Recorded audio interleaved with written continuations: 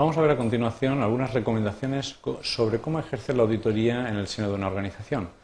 Hay diferentes autores que postulan diferentes criterios. Nosotros nos hemos acogido a una propuesta basada en 6 fases que lo que permiten es garantizar una buena relación entre el auditor o el equipo auditor y la organización de la empresa, al objeto de evitar improvisaciones o al objeto también de evitar una anarquía en el funcionamiento del auditor en la relación directa con la empresa. Es conveniente seguir una metodología de trabajo y de presencia en la propia organización que le permita alcanzar el desempeño adecuado de las funciones requeridas. La primera de las fases, de las 6 que hemos comentado hace un momento, es la toma de contacto. Es el momento en que la organización se pone en contacto con el equipo auditor o con el auditor en concreto, al objeto de que ha detectado una necesidad o una determinada problemática que requiere su intervención.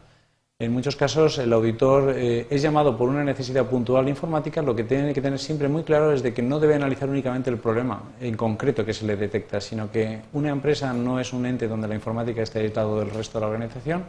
y por lo tanto va a ser necesario conocer el contexto en el que la empresa está funcionando. No hay 2 empresas iguales y por lo tanto no hay 2 necesidades tecnológicas iguales para organizaciones. Esto significa que lo primero de todo hay que conocer siempre la organización global, y esto es obtener informaciones desde la cantidad de empleados, quiénes necesitan, qué tipo de información se está gestionando ahí dentro, desde volúmenes de facturación, niveles de distribución en diferentes espacios físicos, etcétera. Por lo tanto, primero es conocer siempre la organización global, saber exactamente en qué contexto se desenvuelve la solución informática y, en segundo lugar, sobre el centro de proceso de datos. Realmente, qué estructura dispone, cuál es la cualificación de las personas, los recursos humanos, etcétera. Es recomendable, cuando una empresa recurre a un profesional, dar la percepción, además, de que está delante de un buen profesional. Y, por lo tanto, no es recomendable actuar como una mera visita de cortesía únicamente, sino intentar capturar los primeros datos que permitan concretar ya una percepción lo más exacta posible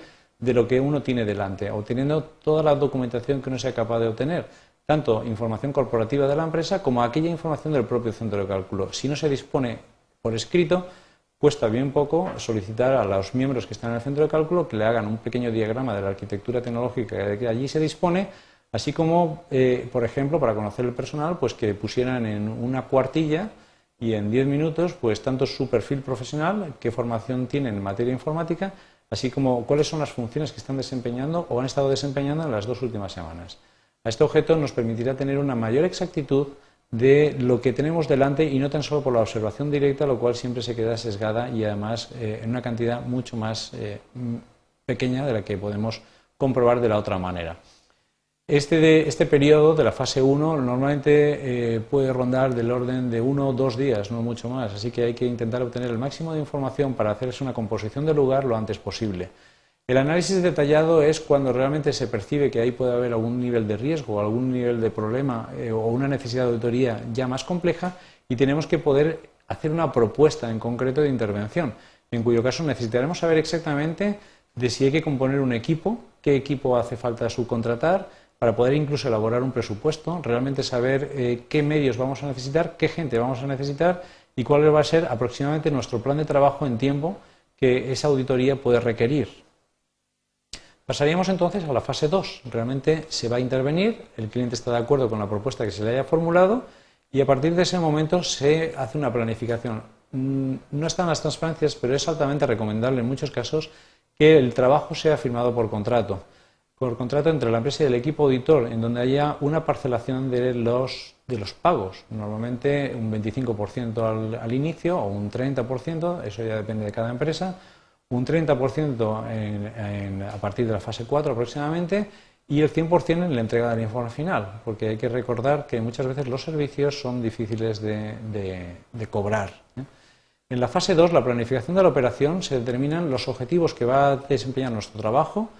las fechas, los ámbitos de estudio y posibles problemas, hasta dónde se va a llegar y por lo tanto eso excluye lo que no se va a llegar. Hay que recordar también que muchas veces en las relaciones humanas con la empresa que nos ha solicitado nuestros servicios se tiende en muchas ocasiones a seguir demandando novedades, pero no son incorporadas en el presupuesto, de manera que en la propuesta de planificación de la auditoría es recomendable que quede detallado hasta dónde se va a llegar y cualquier extra ya se negociará si entra dentro de lo previsto o se añade un tiempo o un coste o lo que sea.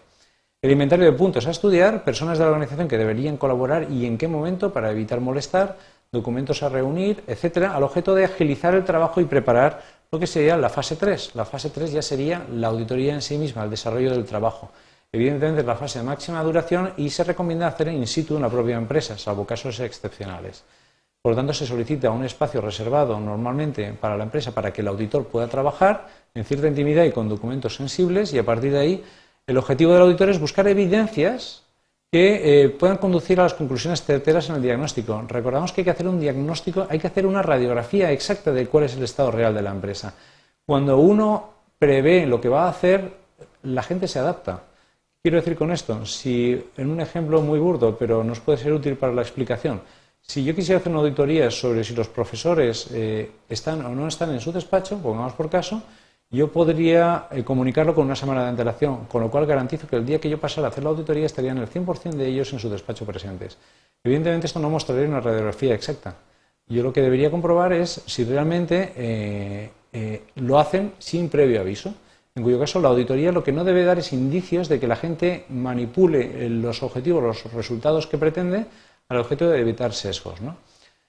¿Cuál es el objeto que se analiza en esta fase? Pues evidentemente del entorno puramente informático y del grado de utilización y de relación que el sistema tiene con los demás departamentos de la propia organización.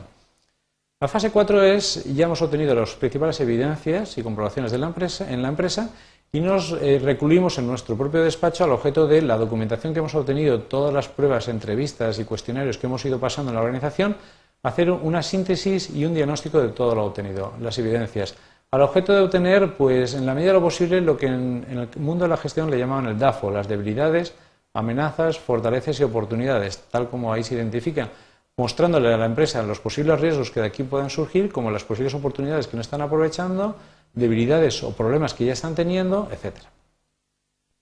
En la fase 5 es una presentación de conclusiones previas, antes del informe final, al objeto de que aquellas pequeñas incidencias que pudieran ser subsanadas y que no desea la empresa que nos ha contratado que aparezcan en el informe final y que puedan ser corregidas en un tiempo razonable, el auditor las presentará delante del equipo que la empresa considere oportuno. Por supuesto, quien ha contratado debe estar presente. Todas las pruebas que aquí se presenten, todos los hechos y datos que aquí se presenten, deben ser constatados por parte del auditor, dado que pueden haber personas implicadas, y deben ser, por lo tanto, demostrables. Aquello que no pueda ser probado, demostrado, constatado, no debería aparecer siquiera en el reflejo, aunque se tenga una intuición de que estos hechos pueden acontecer.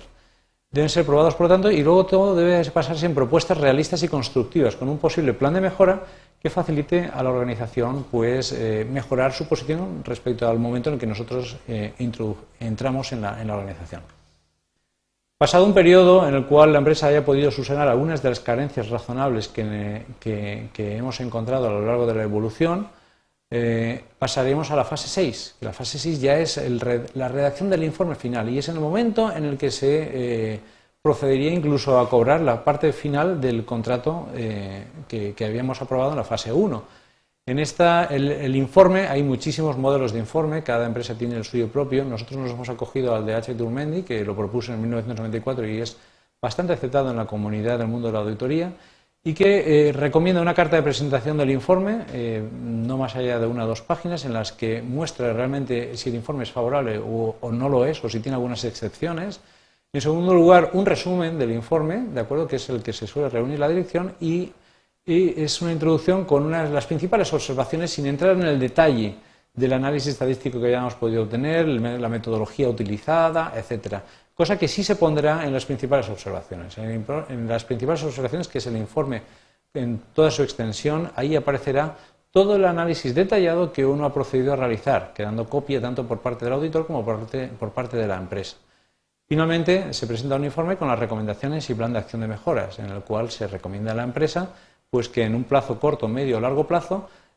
las actuaciones que debería realizar para subsanar aquellas carencias que aparecen en el informe.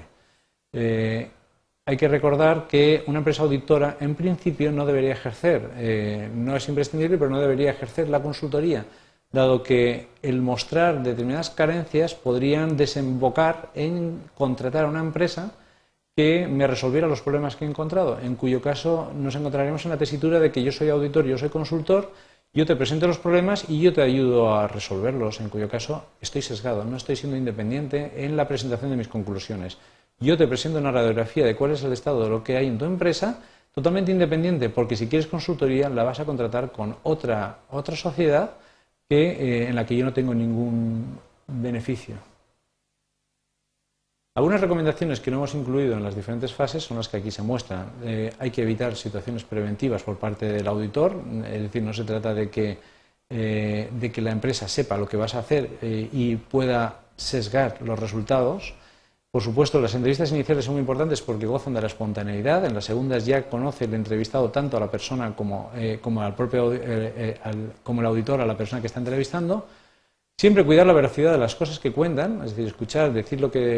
tomar nota de lo que te están contando, pero siempre comprobar que lo que te han dicho es realmente cierto, en la magnitud, en la verificación de la magnitud realmente de lo que están diciendo. Los usuarios deben contribuir también a comprobar la ausencia de errores y al lugar, y por supuesto que los demás departamentos colaboren con el auditor al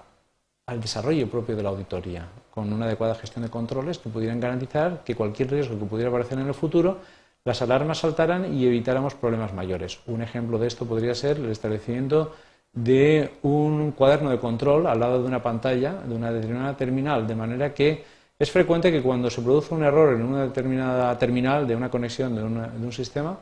la gente no reconozca lo que hizo o pasó el tiempo antes de que eso se supervise y por lo tanto diga, no, yo no hice absolutamente nada, esto dejó de funcionar y no hice nada.